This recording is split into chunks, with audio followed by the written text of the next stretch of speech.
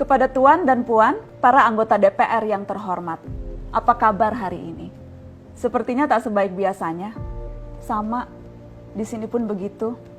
Kita semua memang sedang diuji. Hidup memang tak selalu baik, kan? Seperti kami-kami ini, Tuan dan Puan juga mungkin lebih banyak bekerja di rumah. Kalau lihat siaran sidang atau rapat terbuka di gedung DPR sekarang sih kelihatannya banyak kursi yang kosong. Tapi biasanya juga kosong kan ya?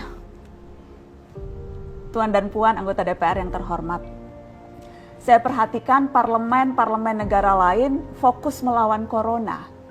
Tapi rasa-rasanya isu-isu yang keluar dari Senayan belakangan kok kebanyakan tidak terkait corona ya? Kami malah membaca DPR bersemangat membahas isu-isu lain. Contohnya, rancangan Undang-Undang Cipta Kerja yang banyak ditolak karena dinilai mementingkan kepentingan investor di atas kebutuhan pekerja.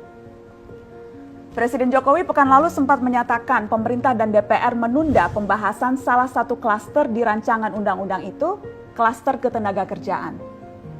Ini untuk memberi kesempatan mendalami substansi dan mendapat masukan dari banyak pihak. Berpegang pada alasan itu, maka sudah seharusnya klaster lain dalam RUU Cipta Kerja pun perlu ditinjau ulang. Karena yang lain juga bukan tanpa masalah, terutama dari perspektif lingkungan dan keadilan gender. Tidak cukup hanya menunda pembahasan satu klaster saja. Ada juga RUU lain yang masih nekat mau dibahas. Ada RUU KUHP yang tahun lalu diserbu unjuk rasa. Lalu RUU pemasyarakatan. Ada koruptor yang sudah ngebet pengen bebas kah? Apa kabar Pak Yasona? Terus terang saja, membahas undang-undang yang menyangkut hajat hidup orang banyak di masa seperti sekarang ini terlalu mengundang curiga. Gara-gara pandemi yang pada jatuh cinta saja berani menunda nikah loh. Ini kok DPR buru-buru banget kayak lagi kejar setoran? Tidak ada undang-undang yang tidak penting, semua penting. Justru karena undang-undang itu penting, aneh jika pembahasannya diseriusi di waktu seperti sekarang. Saat dimana perhatian dan konsentrasi kita sedang terkuras bertahan hidup di tengah wabah. Produk hukumnya pun berpotensi cacat bila tidak memenuhi ketentuan dan rasanya belum ada aturan pembahasan RUU secara virtual. Jika ngotot menuntaskan Omnibus Law atau RUU KUHP atau RUU pemasyarakatan, jangan salahkan jika ada yang menilai DPR tidak menjadikan perang melawan corona sebagai prioritas. Saya percaya setiap tindakan dan keputusan di masa krisis mencerminkan skala prioritas. Atau memang inikah prioritas wakil-wakil rakyat kami saat ini? Bikin ribut juga jelas tak seharusnya jadi prioritas. Satgas COVID-19 DPR kemarin dikabarkan mengimpor jamu ilegal dari Tiongkok secara besar-besaran untuk pasien positif virus corona.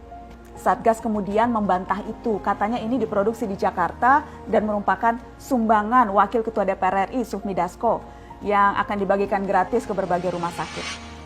Kemudian dikabarkan juga jamunya mengandung bahan berbahaya dan belum terbukti klinis. Satgas lagi-lagi membantah, katanya sedang proses mendapatkan izin edar di Badan Pengawasan Obat dan Makanan. Sedang itu berarti belum kan ya? Tuan dan Puan yang terhormat, niat baik pun perlu proses yang baik. Proses yang semrawut hanya akan disusul polemik. Sementara sekarang kita sedang banyak-banyaknya menaruh harapan kepada negara.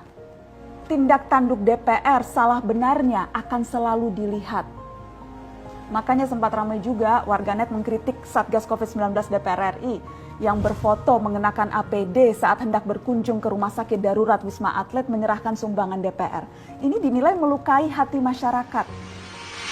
Tenaga medis kita saja bertaruh nyawa benar karena kekurangan APD. Tidak ada yang meragukan jumlah sumbangan DPR. Kami yakin pasti banyak, namanya juga DPR, beli ribuan rapid test saja mampu, ngeborong jamu apalagi. Tapi ini soal rasa dan empati.